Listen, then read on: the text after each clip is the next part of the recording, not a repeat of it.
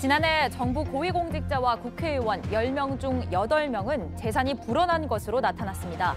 고위공직자의 평균 신고 재산은 16억여 원으로 지난해보다 1억 6천만 원이 늘었는데 부동산과 주식 가격이 뛰었던 게 주요 원인으로 꼽혔습니다. 안철수 대통령직 인수위원장이 새 정부의 국무총리직을 맡지 않겠다는 뜻을 밝히면서 한덕수, 임종용, 최준경, 이른바 경제전문가 3인방으로 총리 후보군이 좁혀졌습니다. 한덕수 전 총리는 차기 총리의 요건으로 경제와 외교 리더십을 강조했습니다. 코로나19 확산이 정점을 지난 게 확인되면 영업시간 제한을 전면 폐지하는 안을 방역당국에 제안했다고 인수위가 밝혔습니다. 다음 주부터 사회적 거리두기 인원과 영업시간 모두 완화될 거란 전망이 나오는 가운데 정부의 막판 고심이 깊어졌습니다. 목요일인 오늘 전국이 대체로 흐린 가운데 중부지방은 저녁부터 차차 맑아지겠습니다. 중부 내륙을 중심으로 가끔 비가 내리는 곳도 있겠지만 5mm 안팎으로 양은 많지 않겠습니다. 비가 그친 뒤에는 다시 추워지겠습니다.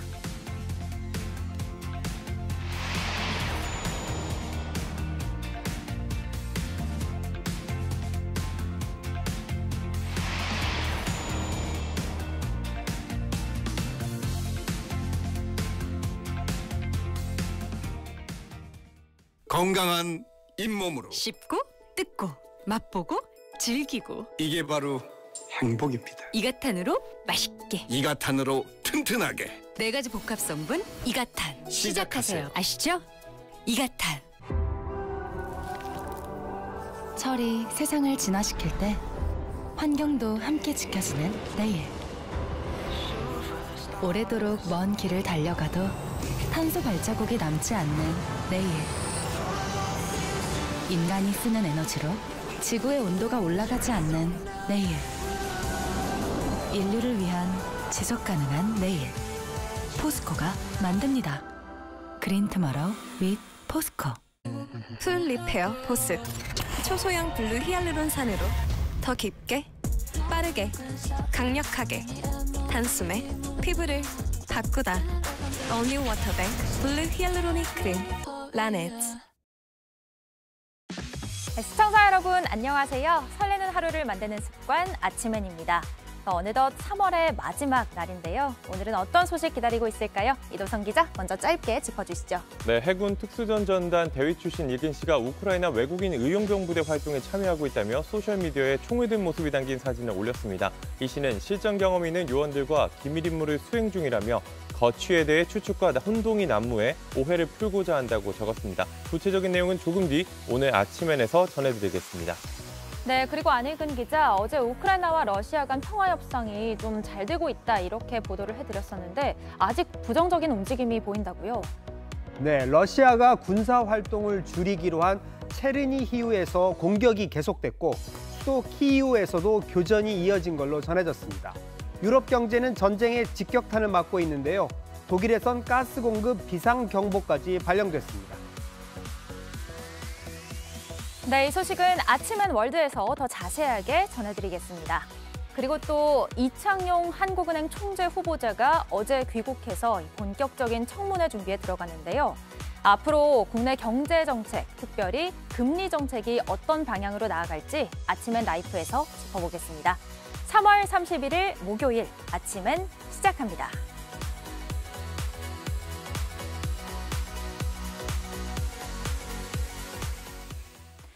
매년 이맘때쯤이면 공직자들의 재산이 공개되는데요. 보는 국민들 마음이 편치 않으실 것 같습니다. 코로나19로 인한 경제 위기가 2년째 이어지는 상황에서 지난해 국회의원과 고위공직자 10명 중 8명은 나란히 재산이 불어난 걸로 나타났습니다. 이 가운데 문재인 대통령의 부인 김정숙 여사가 사인에게 11억 원을 빌렸다 갚아 정치권의 시선이 쏠렸습니다. 첫 소식 유미애 기자가 보도합니다. 지난해 12월 31일 기준으로 국회의원 289명 가운데 1년 전보다 재산이 늘어난 의원은 240명입니다. 재산이 1억 원 이상 불어난 의원은 176명이었습니다. 지난해 부동산 가격 폭등과 주식 가격 상승 등에 따른 겁니다. 정부 고위공직자 10명 중 8명도 재산이 불었습니다. 고위공직자 1,900여 명이 신고한 재산은 1인당 평균 16억 2천만 원. 이전 신고 재산보다 1억 6천만 원 늘었습니다. 코로나19와 집값 상승 때문에 다수의 국민이 경제적 어려움을 겪는 와중에 고위공직자들은 해마다 재산이 억대로 증가하고 있는 겁니다. 또 부동산 정책을 총괄하는 국토교통부의 장관과 차관 2명이 모두 이른바 강남 아파트로 불리는 서울 강남과 서초구의 각각 아파트를 보유하고 있는 것으로도 나타났습니다. 문재인 대통령은 지난해보다 1억 1천만 원 늘어난 21억 9,100만 원의 재산을 신고했습니다. 이번 재산 공개엔 김정숙 여사가 사인에게 11억 원을 빌렸다는 내용이 포함돼 눈길을 끌었습니다. 청와대는 사저를 새로 짓는데 문 대통령의 대출만으로는 부족해 김 여사가 11억 원을 빌렸다고 설명했습니다. 또 취임 전 살던 양산 매곡동 집을 처분해 이 채무를 갚았다고 설명했지만 돈을 빌려준 사람이 이해 관계자가 아니라는 말 외에 누구인지는 밝히지 않았습니다. 대통령 부부가 사인 간 거래를 투명하게 공개하지 않아 대가성이나 이해 충돌 관련 의혹을 살 수 있다는 비판이 나옵니다. 정부 공직자윤리위원회는 오는 6월 말까지 공직자들의 재산 형성 과정을 심사할 계획입니다. JTBC 유미입니다. 이르면 내일이나 이번 주말 윤석열 당선인이 새 정부 첫 국무총리 후보자를 지명할 걸로 보입니다. 경제와 외교에 두루 전문성을 갖춘 인사를 총리로 고려하고 있는데요. 유력하게 검토되고 있는 경제 전문가 중 한 명인 한덕수 전 국무총리와 전화로 이야기를 나눠봤습니다. 최승기 기자입니다. 한덕수 전 국무총리, 임종룡 전 금융위원장, 최준경 전 지식경제부 차관, 현재 유력하게 거론되는 국무총리 후보군입니다. 윤석열 당선인 측 핵심 관계자는 3명이 가장 유력하다면서 경제 관료 출신을 고른다면 이분들이 선택될 가능성이 높다고 말했습니다. 한덕수 전 총리는 노무현 정부에서 경제부총리와 국무총리를 지냈고 이명박 정부에서 주미대사를 역임했습니다. 통상 전문가로 외교에도 식견이 깊은 것으로 평가됩니다. 윤 당선인이 강조하는 경제, 외교 능력을 두루 갖춘 인물입니다. 한 전 총리는 JTBC와의 통화에서 총리 검증 동의 요청을 받았는지에 대해 제가 말씀드리긴 어렵다고 말을 아꼈습니다. 다만 미중 갈등과 러시아의 우크라이나 침공 등을 언급하면서 경제 외교 리더십의 중요성을 강조했습니다. 한 전 총리는 경제와 안보가 자꾸 혼합돼가고 영향력이 옛날보다 커진다고 말했습니다.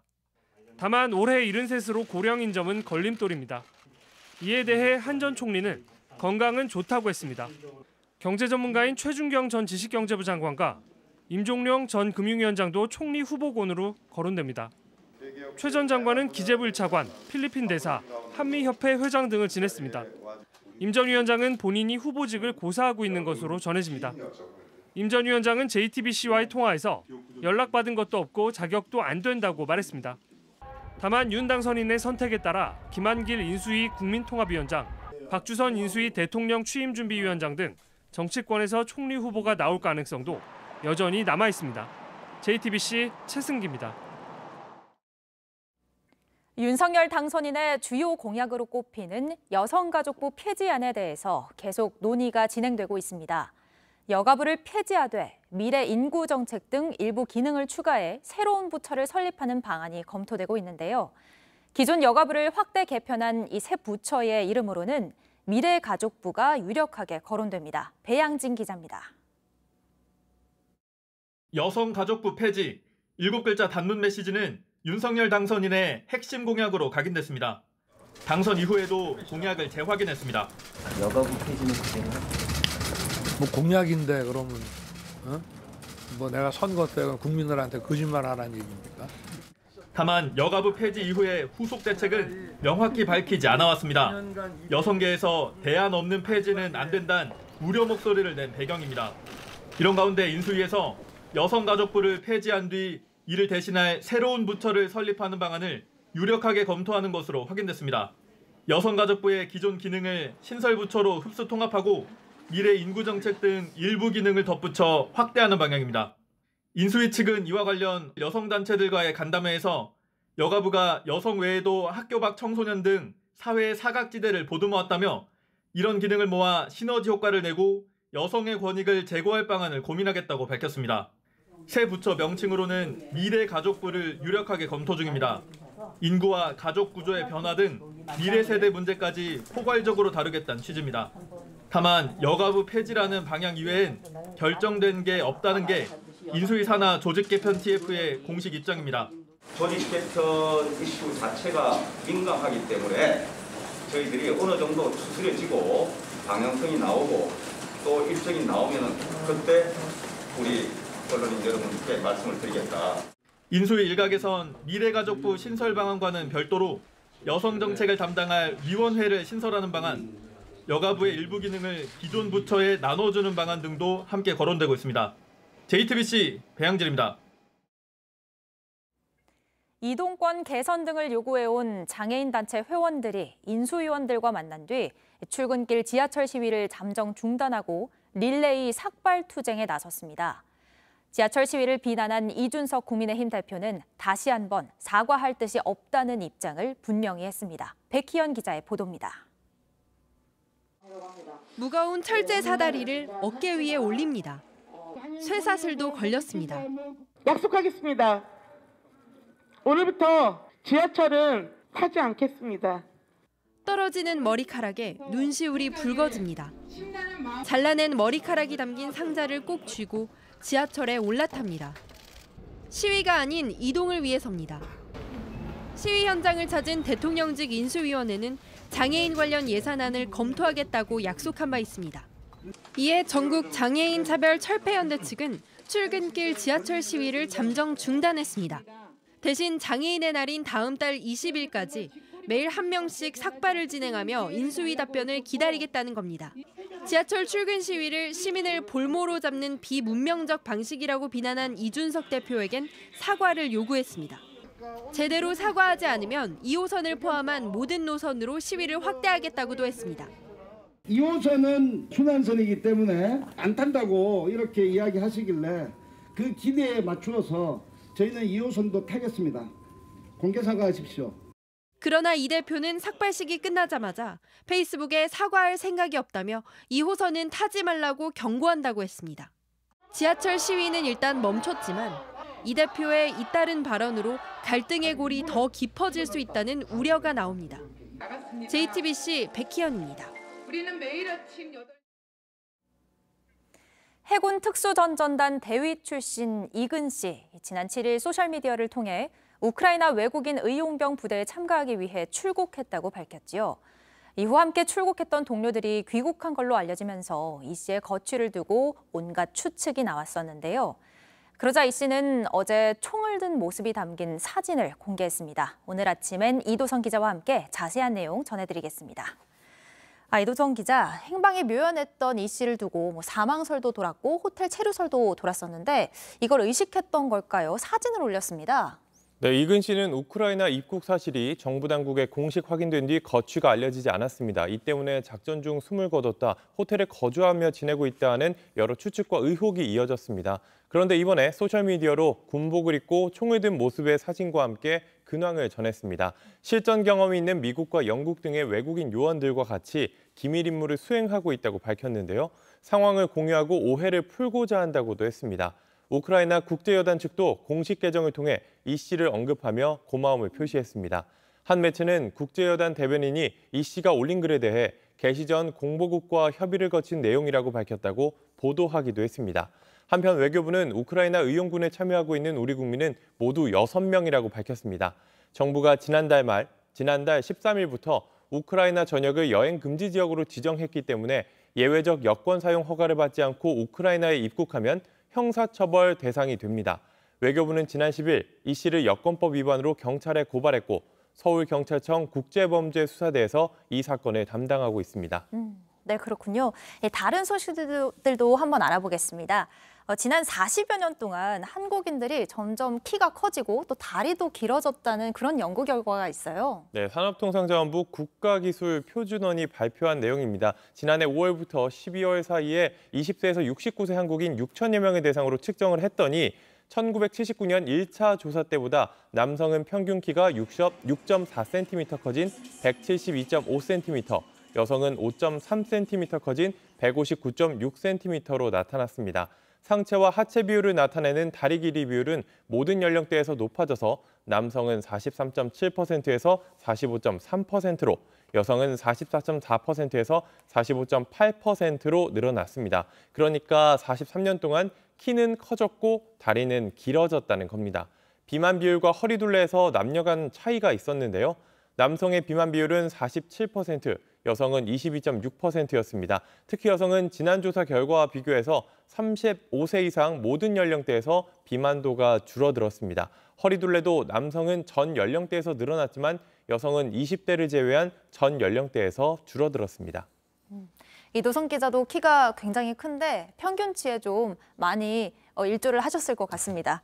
네, 연예계 소식도 한번 알아보겠습니다. 영화, 드라마에서 호흡을 맞추고 또 실제로 연인 관계로 발전을 한 배우 손예진과 현빈 씨가 오늘 결혼식을 연다고요? 네, JTBC 드라마 39에서 피부과 원장 차미조 역을 맡아 인상적인 연기를 선보여줬던 배우 손예진이 오늘 결혼합니다. 신랑은 드라마에 이어 실제 연인으로 거듭났던 현빈입니다. 오늘 오전 서울 한 호텔에서 결혼식을 올린다고 하는데요.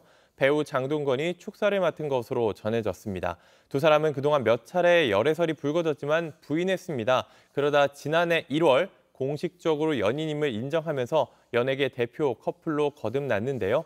1년 만에 소셜미디어를 통해 직접 결혼을 발표한 뒤 오늘 그 결실을 보게 됐습니다. 네, 정말 부럽고 예쁜 커플인데 결혼 진심으로 축하드립니다. 네, 여기까지 듣겠습니다. 잘 들었습니다. 내일 정부가 새 거리두기 지침을 발표할 예정입니다. 8명이 11시까지 모일 수 있는 지금보다 더 완화될 거란 추측이 많이 나오는데 어제 인수위에서는 확산 정점이 지나면이라는 전제가 붙긴 했지만 영업시간 제한을 아예 폐지하는 안까지도 언급했습니다. 정부가 고심하고 있습니다. 김나한 기자입니다. 어제 인수위에선 거리두기 폐지를 거듭 언급했습니다. 조만간에 이 부분에 대해서 그 확진자 감소를 확인하고 또 이런 사회적 거리두기에 대한 완화부 조치 이런 발표가 저희들은 있을 거라고 기대를 하고 있습니다. 영업시간에 대한 거는 폐지까지도 들어갈 수 있지 않은가 하는 거를 주문하신 걸로 알고 있습니다.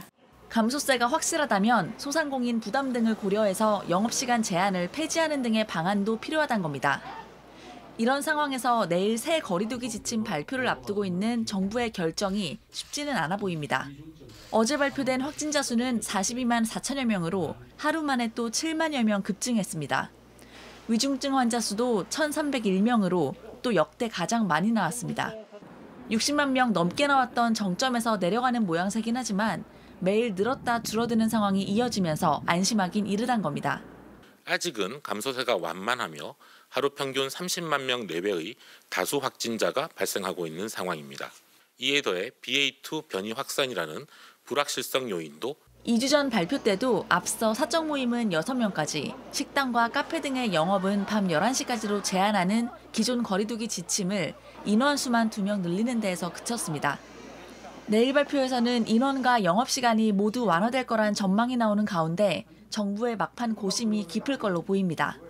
JTBC 김나한입니다. 조 바이든 미국 대통령이 코로나19 2차 부스터샷을 접종했습니다. 미국 식품의약국 FDA가 4차 접종을 승인한 지 하루 만인데요. 바이든 대통령은 4차 백신을 무료로 제공하기 위해 자금 지원 법안이 통과돼야 한다며 의회에 행동을 촉구했습니다. 홍희정 특파원입니다. 연설을 마친 바이든 대통령이 백악관 강당에 마련된 의자에 앉아 소매를 걷고 2차 부스터샷을 맞았습니다. 네 번째 백신 접종을 하는 모습은 언론에 실시간으로 공개됐습니다. 지난해 9월 3차 접종을 한 이후 6개월 만입니다. We know boosters are critical to providing an additional level of protection. That's why I plan to get my second booster today. 백신 접종을 미루지 말라고도 당부했습니다. FDA 승인에 따라 3차 접종일로부터 최소 4개월이 지난 50세 이상 미국인은 2차 부스터샷 주사를 맞을 수 있습니다. If you haven't gotten your first booster, please don't wait. Do it today. 최근 일주일 미국의 하루 평균 신규 확진자 수는 2만 9천여 명으로 2주 전보다 약 9% 하락했습니다. 앞서 바이든 대통령은 연설에서 웹사이트 원스톱숍을 소개했습니다. 백신 접종에서부터 검사, 치료 등 다양한 정보를 한눈에 볼 수 있습니다. 의회에는 150억 달러에 달하는 코로나19 관련 예산을 처리해 줄 것을 촉구했습니다. If Congress fails to act, we won't have the supply we need this fall to ensure the shots are available free. 한편 코로나19 방역 규제를 폐기한 뉴욕에서는 관광객이 급증할 것으로 예상됐습니다.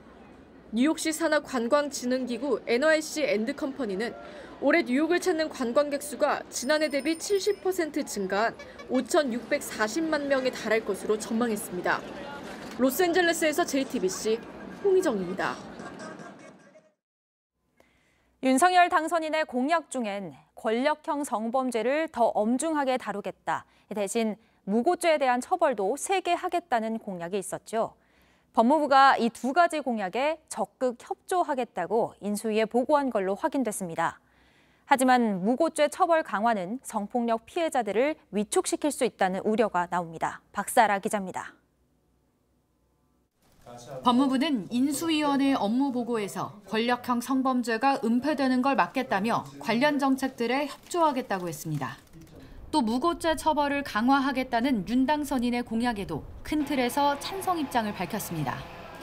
윤 당선인은 후보 시절 지자체장 등 고위공무원이 성범죄를 저지르면 사건이 그대로 묻혀버리는 경우가 많다며 권력형 성범죄 은폐 방지 3법을 만들겠다고 했습니다.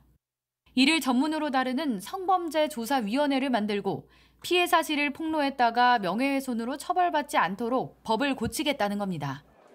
성범죄가 일어나면 기관이 관련 부처 장관에게 바로 알려서 조사가 빨리 이루어지도록 하는 내용도 담겼습니다. 반면 거짓으로 고소한 무고죄를 강하게 처벌해야 한다는 공약도 있습니다. 현재 무고죄는 10년 이하 징역 또는 1,500만 원 이하 벌금형이지만 실제 법정에서는 집행유예나 벌금형 정도로 더 약하게 처벌되는 경우가 많다는 지적에 따른 겁니다. 강력범죄 무고의 경우 선고형을 3년 이상의 유기징역으로 조정하고 성폭력 범죄의 처벌 등에 관한 특례법에 무고 조항을 신설하여 거짓말 범죄도 근절하겠습니다. 하지만 자칫 성폭력 피해자를 뒤로 숨게 만들 수 있다며 공약 발표 당시부터 논란이 됐습니다.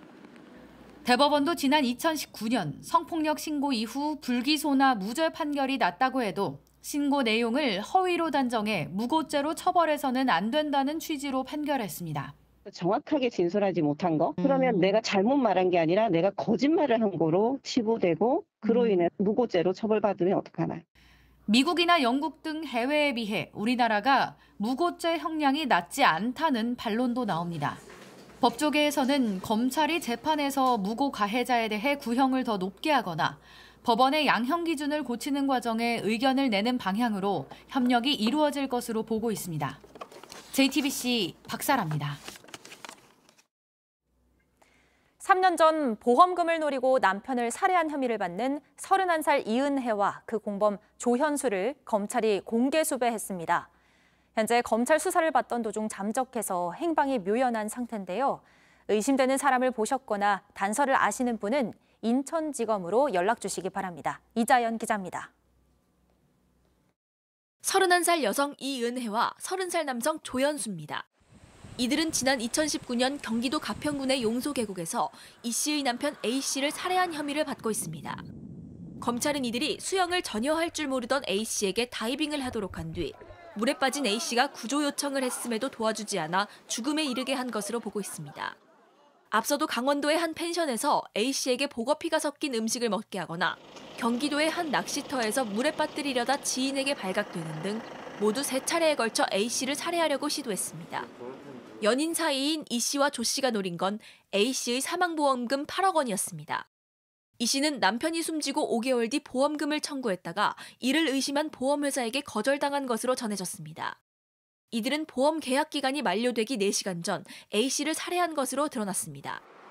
당시 경기 가평경찰서는 변사 사건으로 내사 종결했으나 2019년 10월 유족의 지인이 경기 일산 서부경찰서에 제보하며 재수사가 진행됐습니다. 그런데 이들은 지난해 12월 검찰의 1차 조사를 받은 직후 종적을 감췄습니다. 3개월째 소재를 찾지 못하자 인천지검은 체포영장을 발부받아 지명수배한 상태입니다. JTBC 이자연입니다.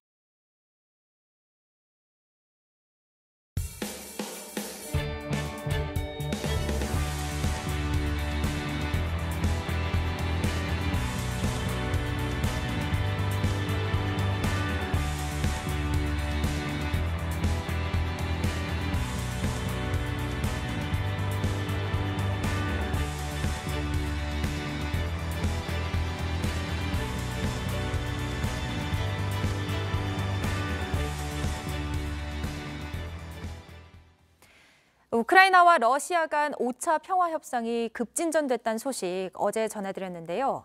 하루아침에 전쟁을 끝내는 게 쉽진 않은 걸까요? 오늘은 기대에 못 미치는 부정적 징후들이 잇따라 나타나고 있습니다. 아침엔 월드에서 국제외교본부 심층 취재 맡고 있는 안혜근 기자와 함께 짚어보겠습니다. 네, 안 기자, 러시아가 군사활동을 줄이겠다라고 이야기를 했는데 그렇지 않은 움직임들이 곳곳에서 일어나고 있다고요?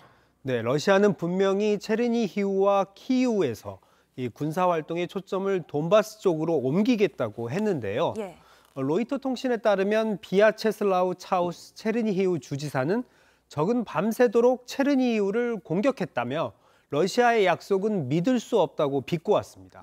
수도 키이우에서도 폭격은 없어졌지만 교전은 계속된 걸로 전해졌습니다. 러시아 국방부도 키이우 서쪽 흐멜리츠키와 스타로 콘스탄틴 이후에 대규모 연료 저장고를 미사일로 파괴했다며 우크라이나 특별 군사작전이 계속되고 있다고 밝혔습니다. 그러면서 이 저장고들에서 동부 돈바스 지역 우크라이나 군 장갑차들에 연료가 공급됐다는 이유를 냈습니다. 우크라이나 측에선 러시아군이 침략전 위치로 철수를 해야 러시아와 한 합의를 승인하기 위한 국민투표를 진행할 수 있다고 했습니다. 양측의 5차 평화협상이 종전의 희망을 끌어올리긴 했지만 아직도 갈 길이 많이 남아있다는 걸 보여주는 부분입니다. 네, 그렇군요. 어제 말보다 행동을 더 보겠다 이렇게 바이든 대통령이 이야기하기도 했었는데 그 말이 좀 맞았던 것 같습니다. 이런 가운데 러시아 쪽에서 이제 탄약고 폭발이 일어났는데 이 원인이 두 가지로 갈리는 것 같아요. 네, 폭발과 화재 원인이 무엇인지를 놓고 엇갈린 해석이 나오고 있습니다. 현지 시간 29일 러시아 서남부 벨고로드주 탄약고에서 화재와 폭발이 발생했는데요. 예. 벨고로드주 주지사는 탄약 창고에서 화재가 발생했다. 현재 상황은 통제되고 있다면서도 사건의 원인에 대해서 러시아 국방부의 공식 발표를 기다리고 있다고 전했습니다. 그런데 벨고로드주 재난당국 관계자는 타스 통신에 포탄이 터져 4명의 군인이 부상했다면서 잠정 조사 결과 우크라이나 측에서 포격이 이루어진 것으로 보인다고 전했습니다. 이 벨고로드주는 우크라이나 하르키우에서 80km 정도밖에 떨어져 있지 않은 러시아의 국경 도시입니다. 관측이 엇갈리고 있어서 이것도 좀 더 지켜봐야겠습니다. 그리고 이제 전쟁이 한 달 넘게 이어지면서 유럽 경제가 굉장히 어려움을 겪고 있죠. 네, 러시아산 가스에 의존을 많이 하고 있는 독일의 타격이 가장 큰 것 같습니다. 어제 가스 비상 공급 계획 조기 경보가 발령됐는데요. 예. 이번 경보는 3단계 경보 중 첫 번째 단계라고 합니다. 조금 전 푸틴 대통령이 숄츠 독일 총리에게 다음 달 결제는 루블화가 아닌 유로화로 계속 이루어질 것이라고 밝혔는데요. 예. 가스 공급난을 완화해 줄 수 있을지는 지켜봐야 할 것 같습니다. 독일은 또 이달 소비자 물가가 1년 전보다 7.3%나 뛰었는데요. 이게 이란 이라크 전쟁이 한창이었던 1981년 이후 40년 만에 최고 수준이라고 합니다. 아, 그렇습니까? 또 이 와중에 중국과 러시아의 외무장관이 만났습니다. 네, 러시아가 우크라이나를 침공한 이후 양국 외무장관이 만난 건 이번이 처음인데요. 예. 왕이 외교 담당 국무위원 겸 외교부장은 중국 안후이성에서 세르게이 라브로프 러시아 외무장관을 만나 양국의 포괄적 전략 협력 동반자 관계를 진전시켜 나가길 희망한다고 했습니다. 중국 외교부 대변인의 말 들어보겠습니다. 中俄合作无上限，我们争取和平无上限，维护安全无上限，反对霸权。 바이든 대통령이 이 중국의 러시아 지원을 경고를 했는데 이 미국의 패권에 맞서 양국이 협력을 공고히 하겠다는 의지를 다시 한번 드러낸 것으로 보입니다. 그렇군요. 네, 여기까지 듣겠습니다. 지금까지 안혜근 기자였습니다.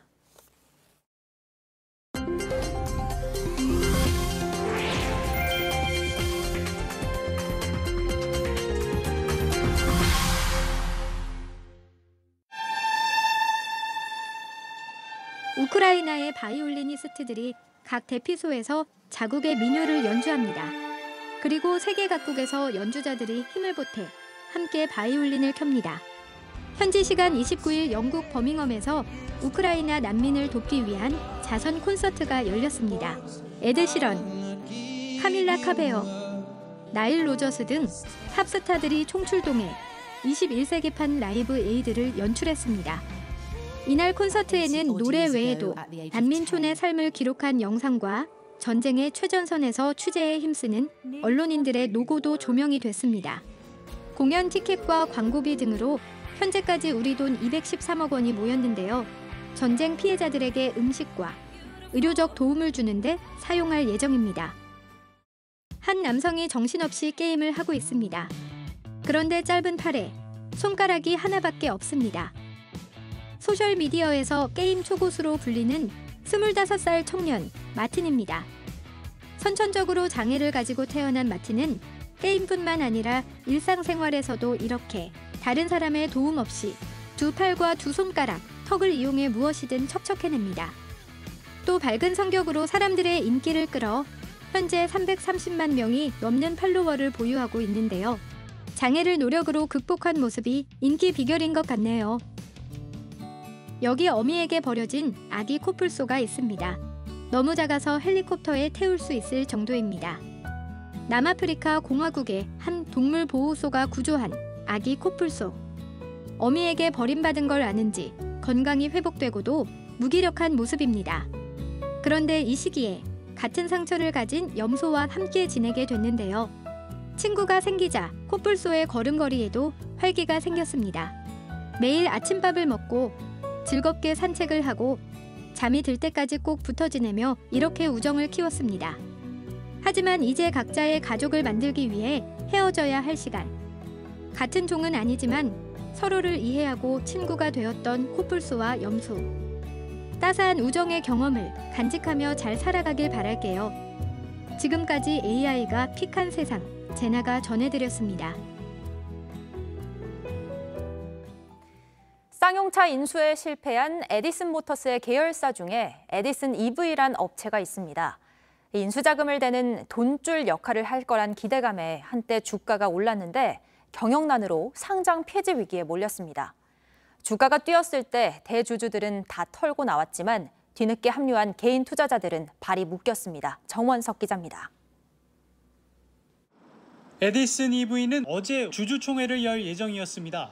주총 일주일 전 나와야 할 감사 보고서는 주총 하루 전인 오후에야 뒤늦게 올라왔습니다. 그런데 외부 회계법인인 감사인은 의견 거절이란 입장을 내놨습니다. 의견 거절은 회사의 경영난이 심할 때 주로 나옵니다. 빚이 많고 적자가 심한 데다 새로 돈을 벌거나 마련한다는 보장도 없다는 게 감사인의 판단입니다. 이러자 한국거래소는 다음 달 11일까지 에디슨 EV의 주식 거래를 정지하기로 했습니다. 그때까지 빚을 갚고 돈을 벌 수 있다는 계획서를 들고 와야 거래가 재개됩니다. 계획서가 부실하면 거래 정지 기간은 늘어나고 상장 폐지 심사를 받을 수 있습니다. 이렇게 되면 일반 투자자들의 돈은 묶이게 됩니다. 투자자 사이에선 대주주 먹튀 논란도 불거졌습니다. 에디슨 모터스는 쌍용차를 인수하면서 계열사 가운데 상장사인 에디슨 EV를 인수자금 창구로 삼겠다고 했습니다. 인수하면 에디슨 EV의 가치가 커질 거란 기대감에 지난해 상반기 1,500원 수준이었던 주가는 11월에는 82,400원까지 뛰었습니다. 하지만 이후 2만 원대에 머물다 쌍용차 인수 계약이 해지되면서 어제 11,600원까지 빠졌습니다. 애초 에디슨 EV를 인수할 때 대주주로 참여한 투자 조합들은 주가가 오를 때 모두 팔아 시세 차익을 본 것으로 알려졌습니다. 시세 조정을 했던 사람들에 대한 부당 이익을 환수해서 피해자들의 손해배상에 갈 수 있도록 하겠다는데 이건 지금 당장 목퇴하고 떠날 수도 있기 때문에 재빠른 수사가 필요한 이유죠. 한국거래소는 에디슨 EV 대주주의 주식 처분에 불공정 행위가 있었는지 심리에 착수했습니다. 하지만 투자자들은 지난해부터 먹튀 의혹이 나온 걸 감안하면 너무 늦은 조치라고 지적합니다. JTBC 정원석입니다. 이주열 한국은행 총재가 오늘 퇴임합니다. 뒤를 이어 새 수장으로 지명된 이창용 IMF 국장이 어제 미국에서 귀국했는데요. 이 후보자가 어떤 금리 정책을 펼칠지 영끌족이나 동학개미 모두 말 한마디 한마디 민감하게 받아들일 수밖에 없는 상황입니다. 경제산업부 김영민 기자와 함께 향후 금리 정책 전망해 보겠습니다. 안녕하세요. 안녕하세요. 네, 일단 이창용 후보자 어떤 인물인지 간략하게 소개 좀 부탁드립니다. 네, 금융위원회 부위원장을 지냈고요. 아시아개발은행 수석 이코노미스트에 IMF에선 아시아태평양 담당 국장을 지냈습니다. 이게 한국인 최고위직입니다. 글로벌 인맥도 탄탄한데요. 경제학의 천재로 불리는 레리 서머스 전 미국 재무장관과 하버드대에서 스승과 제자로 인연을 맺은 게 대표적입니다. 와, 지금 스펙이 정말 대단한데 이 후보자가 금리를 많이 올릴까요? 적게 올릴까요? 바로 그게 제가 이제 서머스 전 장관을 언급한 이유인데요. 예? 최근 더 빨리 금리를 올리지 않는다면 1970년대처럼 경제 불황에 빠질 것이라고 경고했습니다. 서머스 전 장관이 이렇게 말한 건 치솟는 물가 때문입니다. 미국이 지금 7.9%인데요. 이게 1982년 1월 이후 최고치고요. 아, 네. 시중에 풀린 돈을 빨아들여서 물가 안정 효과를 내야 되는데 서머스 전 장관은 금리 인상 속도를 지금 정도로만 유지하면 물가는 물가대로 오르고 경기가 침체되는 이른바 스태그플레이션이 올 수 있다고 우려합니다. 물가가 꺾이지 않는 건 한국의 상황도 다르지 않습니다. 따라서 서머스 전 장관의 지론처럼 이창용 후보자도 물가를 잡기 위해 금리를 적극적으로 올릴 수 있다는 게 전문가들의 예상입니다. 미국의 시티그룹은 최근 현재 1.25%인 한은의 기준금리가 연말까지 두세 차례 인상돼 최대 2%가 될 걸로 예측하고 있습니다. 네, 아무래도 경제 불황 속에서 물가가 계속 상승하는 그 스태그플레이션을 염두에 두고 있는 것 같은데 이렇게 금리를 올리면 대출금이 있는 분들은 좀 부담이 될 수밖에 없지 않을까요? 그렇습니다. 이창용 후보자가 올 초 인터뷰에서 금리 인상을 해서 힘이 들더라도 부채 비율을 조정해야 하는 시점이라고 말했습니다. 지금도 가계부채가 1,800조 원이 넘기 때문에 증가 속도가 빨라지면 경제에 큰 부담이 될 것을 우려하는 겁니다. 정리하면 지금 한은의 기준금리 인상 기조보다 인상의 속도를 늦출 가능성이 그닥 없어 보입니다. 은행이나 증권사의 대출이자가 더 오를 수 있다는 거죠. 그렇다면 금리가 오르면 부동산 시장엔 또 어떤 영향을 미칠까요? 내 집 마련하면서 대출을 제대로 끌어다 썼던 영끌족은 이자 부담을 더 지셔야 할 것 같습니다. 예.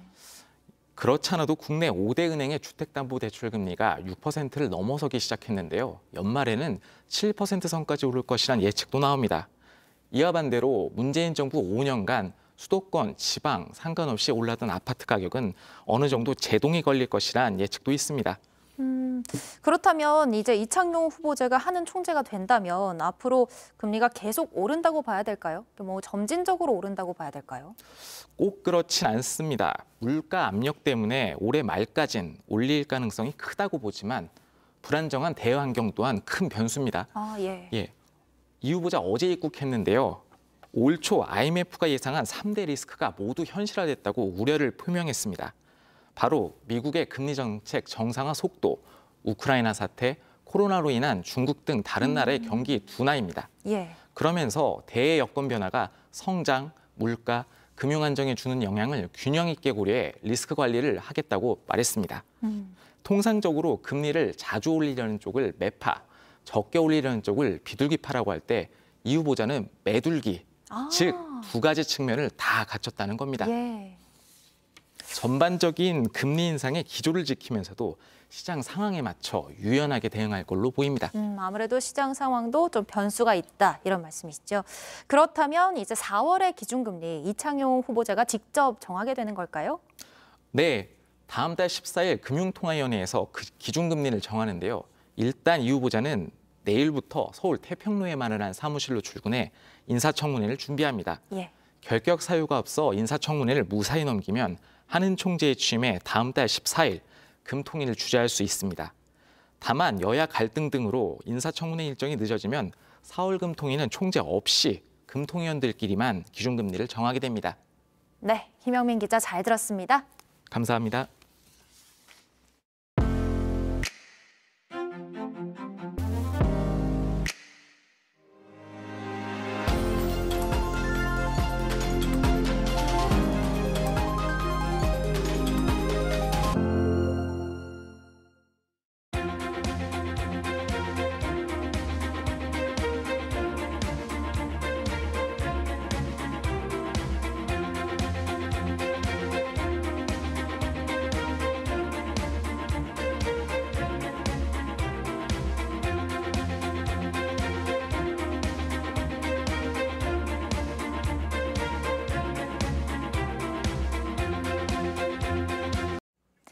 끝으로 날씨입니다. 목요일인 오늘 전국이 대체로 흐린 가운데 중부지방은 저녁부터 차차 맑아지겠습니다. 중부 내륙을 중심으로 가끔 비가 내리는 곳도 있겠지만 5mm 안팎으로 비의 양은 많지 않겠습니다. 비가 그친 뒤 북쪽에서 찬 공기가 들어오면서 내일 아침 기온은 오늘보다 5도가량 떨어질 걸로 보입니다. 바람도 조금 강하게 불어 체감 온도는 더욱 낮아 춥겠습니다. 저희가 준비한 소식들 여기까지입니다. 건강하고 기분 좋은 하루 보내시기 바랍니다. 함께해 주신 여러분 고맙습니다. 아침엔 JTBC